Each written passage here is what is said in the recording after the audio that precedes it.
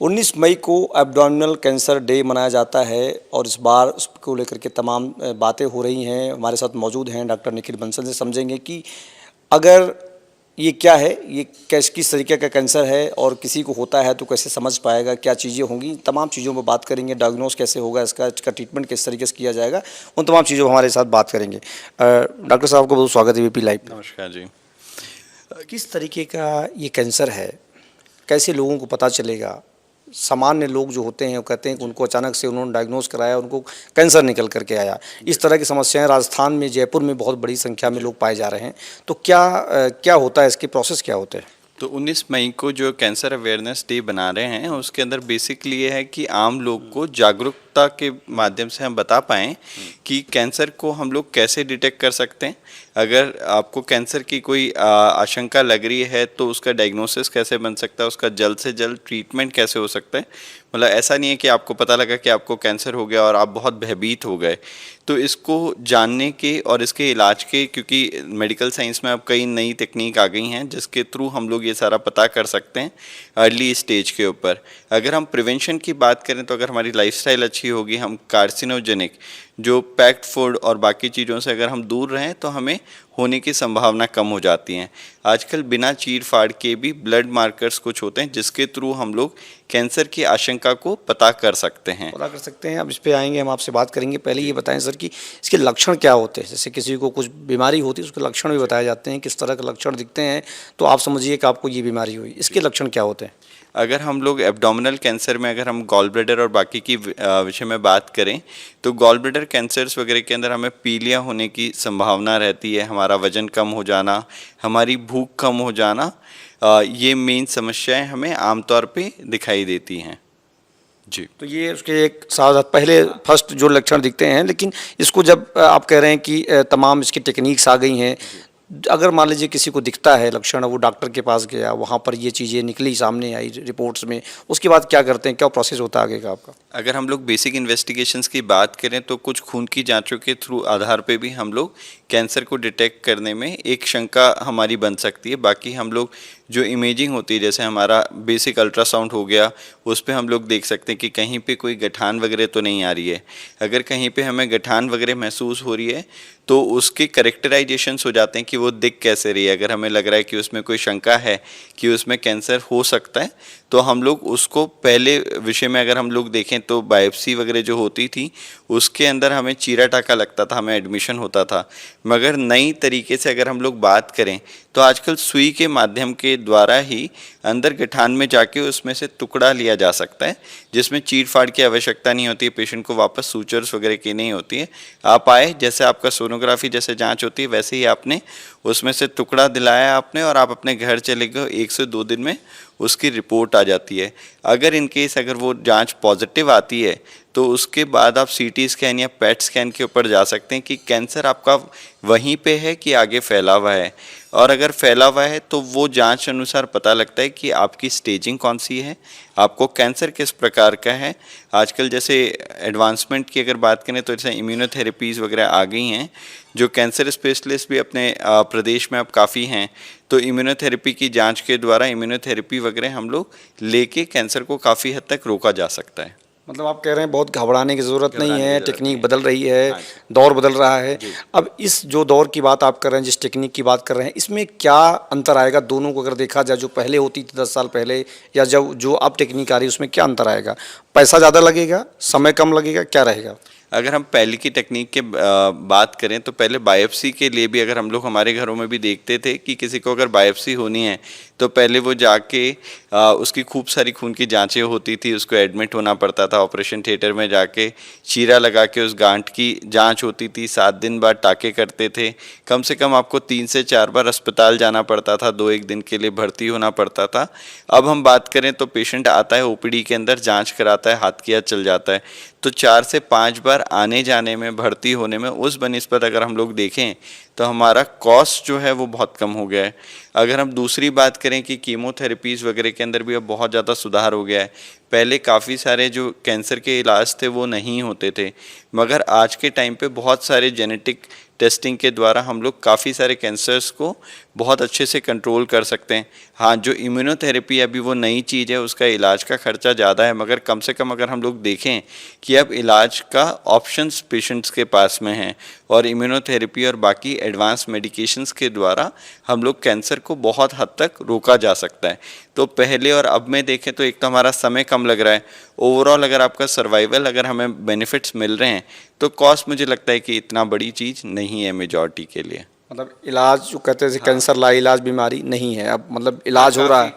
काफ़ी चीज़ों के अंदर हर में तो आप नहीं बोल सकते हैं, स्टेजिंग और बाकी सारी चीज़ों के ऊपर बहुत चीज़ें डिपेंड करती हैं, मगर कम से कम अगर आज देखा जाए तो कम इलाज के बहुत अच्छे ऑप्शंस हैं जिसमें हम पेशेंट को बहुत अच्छा सर्वाइवल बेनिफिट दिया जा सकता है अगर हम अर्ली डायग्नोज हो जाते हैं और सही ट्रैक के ऊपर चलते हैं तो। अच्छा, ये जो जिस कैंसर की बात हम लोग कर रहे हैं, पेट का कैंसर है जिसकी चर्चा जो डे मनाया जा रहा है, ये कैसे अलग है दूसरे कैंसरों की तुलना में? क्या इसमें खासियत होती है?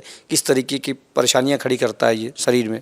जैसे कि मैं मेरी ब्रांच को लेके ही बात करूं, मैं इंटरवेंशन रेडियोलॉजी से हूं, तो पहले के बनिस्बत में हम देखें तो एब्डोमिनल कैंसर्स के अंदर हम लोग लीवर कैंसर, जो कि उसमें भी एक प्रकार का हिपेटोसेलुलर कार्सिनोमा नामक कैंसर होता है, तो पहले हम लोग मानते थे कि रेडियोथेरेपी और कीमोथेरेपी जो है वो नसों के द्वारा ही दे के कर सकते हैं, मगर एडवांसमेंट की बात करें कि मेरी ब्रांच की लेके बात करें HCC को लेके, तो उसमें आजकल सीधे के सीधे आप ट्यूमर के अंदर जाके, शरीर के किसी भी और अंग में आपको जाने की आवश्यकता नहीं है, सीधे आप ट्यूमर में जाके डायरेक्ट आप कीमोथेरेपी दे सकते हैं, डायरेक्ट आप रेडियोथेरेपी दे सकते हैं। तो काफ़ी सारे पेशेंट्स के दिमाग में होता है कि हम लोग कीमोथेरेपी लेंगे तो शरीर के और अंग में भी जाएंगे, हमारे बाल गिर जाएंगे, रेडियोथेरेपी लेंगे तो कोई स्किन जल जाएगी, मगर जब आप सीधे के सीधे वो दवाइयाँ उस ट्यूमर के अंदर दे रहे हैं, नॉर्मल सेल्स में नहीं दे रहे हैं, तो एक तो नॉर्मल सेल्स आपकी ख़राब नहीं हो रही हैं, दूसरा इफ़ेक्टिवनेस जो है वो बहुत ज़्यादा आ रही है आपकी, और आप डोज भी इंक्रीज़ कर सकते हैं क्योंकि वो नॉर्मल टिश्यू में तो जा नहीं रही है, वहाँ पे जाके वर्क कर रही है। और अगर हम रेडियोथेरेपी की बात करें तो रेडियोथेरेपी भी आजकल बहुत कॉमन सा हो गया है, ऑल्दो इसकी जो ड्रग्स आती हैं वो इंडिया में नहीं बन रही है अभी करेंटली, हमें बाहर से मंगानी पड़ती है, मगर वो सारी सुविधाएं अब काफ़ी हद तक अवेलेबल हैं। HCC नामक जो लीवर कैंसर्स हैं, जो बाकी के कैंसर्स हैं उसके अंदर भी काफ़ी अध्ययन हो रहा है इस चीज़ को लेके कि हम लोग टारगेटेड थेरेपीज़ कर सकते हैं कि नहीं कर सकते हैं, मगर एब्डोमिनल कैंसर, लीवर वाले जो HCC नामक जो कैंसर्स हैं उनके रिजल्ट इंटरवेंशन रेडियोलॉजी द्वारा बहुत अच्छे हैं as compare to other cancers. अगर हम बात करें इस इलाज में जो दवाइयाँ दी जाएंगी, ट्रीटमेंट दिया जाएगा, उससे साइड इफ़ेक्ट्स जैसे आप बता रहे हैं कीमोथेरेपी के बाद उस तरह की चीज़ें नहीं होंगी। दूसरी बात, जैसे अब ये जानकारी हो गई कि भाई अब इनको ये इलाज चाहिए, आपने जो सारा प्रोसेस अपनाया, तो क्या क्या चुनौतियाँ दिखती हैं उसमें कि कई पेशेंट्स ऐसे होते होंगे जिनकी एज का भी अंतर होता होगा, इन सब चीज़ों का कोई असर पड़ता है उस पर? अगर हम टारगेटेड थेरेपीज़ की बात करें, क्योंकि वो आम नॉर्मल टिश्यू में नहीं जा रहा, हम टारगेटेड सिर्फ कैंसर की सेल्स को ही मान रहे हैं, तो उसमें जिन मतलब और बीमारियों के अंदर या फिर और इलाज में जहाँ पे एज क्राइटेरिया, पेशेंट बहुत ज़्यादा फिट नहीं है, ऑब्वियसली इसमें भी अगर बहुत पेशेंट बहुत सिक है, बाकी जगह स्प्रेडेड है तो हम नहीं कर सकते, मगर अगर कैंसर वहीं पे ही है, ज़्यादा स्प्रेडेड नहीं है, पेशेंट की हालत बहुत अच्छी नहीं है मगर बहुत ख़राब भी नहीं है, जो कि आमतौर पे कीमोथेरेपी नहीं ले सकता, उन पेशेंट्स में भी हम लोग ये टारगेटेड थेरेपीज़ कर सकते हैं और इनके इलाज बहुत अच्छे हैं। काफ़ी पेशेंट्स में तो हम लोग कैंसर, अगर हम ठीक टाइम पे इस इलाज को चालू कर लें तो कैंसर ख़त्म भी हो जाता है। राजस्थान में किस तरीके का दिख रहा है आपको कि क्या इसको लोग कह रहे हैं, बड़ी संख्या में लोग मिल रहे हैं आजकल, ये बीमारी फैलती चली जा रही है, क्या लग रहा है आपको, कोई संख्या बढ़ रही है? अगर हम लोग बात करें पहले के आज से 7-8 साल में और अब में हम देखें तो ऑब्वियसली कैंसर की संख्या बढ़ी है। उसके दो कारण हैं, एक तो कार्सिनोजेनिक सब्सटेंसेस का यूज़ करना है, लाइफस्टाइल का पुअर होना, मगर इसका कारण ये नहीं है कि कैंसर एकदम से बहुत सारा बढ़ रहा है, मगर एडवांसमेंट जो राजस्थान में नई मशीनें आ रही है, नए पेट स्कैन आ रहे हैं, बाकी डॉक्टर्स कैंसर के भी बहुत जने बाहर से पढ़ के आ रहे हैं, तो उन सब चीज़ों से अर्ली डिटेक्शन हो रहा है। जो पहले के लोग घर से बाहर नहीं निकलते थे, अगर किसी को पता लगा कि घर में कैंसर हो गया है तो पता लगा पड़ोसी बात नहीं कर रहे हैं और कुछ नहीं हो रहा, जो सोशल टैबू था वो बेसिकली कम हो गया। तब लोग खुद जाके भी अपनी हेल्थ के अवेयरनेस को लेते हुए कि अगर पड़ोस में किसी को कैंसर हुआ तो उसको टेंशन हो जाती है, उल्टा वो घर बैठने की जगह वो बाहर निकलता है, वो जाके जांचों के बारे में बात करता है। अगर जांचों की रिक्वायरमेंट होती है तो वो जांच करके अर्ली स्टेज पे डिटेक्ट कर पाता है। तो राजस्थान हमारे प्रदेश में भी अगर देखा जाए, क्योंकि ऑन्कोलॉजिस्ट बहुत बढ़ गए हैं, अच्छे लैब्स अच्छे आ गए हैं, तो अर्ली डिटेक्शन के कारण हमारे ये केसेस हमें अर्ली पता लग रहे हैं। इसमें क्या वजह मानते हैं? लोग कहते हैं कि खान पान और तमाम चीज़ें होती हैं, आपको बड़ी वजह क्या लगती है इसमें? मुझे लगता है कि खान पान जो है वो वन ऑफ द सबसे इम्पॉर्टेंट चीज़ें हैं। लोगों के अंदर जो दूषीकरण होने लगा है खान पीन के अंदर, मुझे लगता है वो एक बड़ा कारण है जिसके कारण कैंसर होने की संभावना बढ़ जाती है। जैसे कि तंबाकू सेवन हो गया, सिगरेट का सेवन हो गया, उससे मुंह के कैंसर्स की संख्या बढ़ रही है। अब एक मैसेज चाहेंगे आपको दर्शकों के लिए, बीपी के दर्शकों के लिए क्या कहना चाहेंगे आपके, किस तरीके से सावधानी बरतें और किन चीज़ों पर ज़्यादा ख्याल रखने की ज़रूरत है, खास करके कैंसर की बीमारियों से बचने के लिए?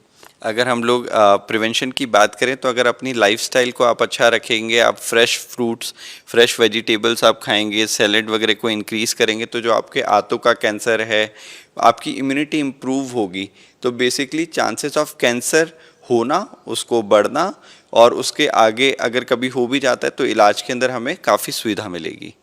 तो ये थे हमारे साथ डॉक्टर निखिल बंसल जी, जिन्होंने बताया किस तरीके से राजस्थान में जो कैंसर की बीमारियां लगातार पेशेंट्स पाए जा रहे हैं, उनको ठीक करने के लिए उनके उपाय, उनके इलाज, तमाम बातों पर इन्होंने सवालों का हमारे जवाब दिया है और इन्होंने वो तमाम बातें बताई हैं जो सामान्य तौर पर लोग जानना चाहते हैं डॉक्टर के पास जाने के बाद।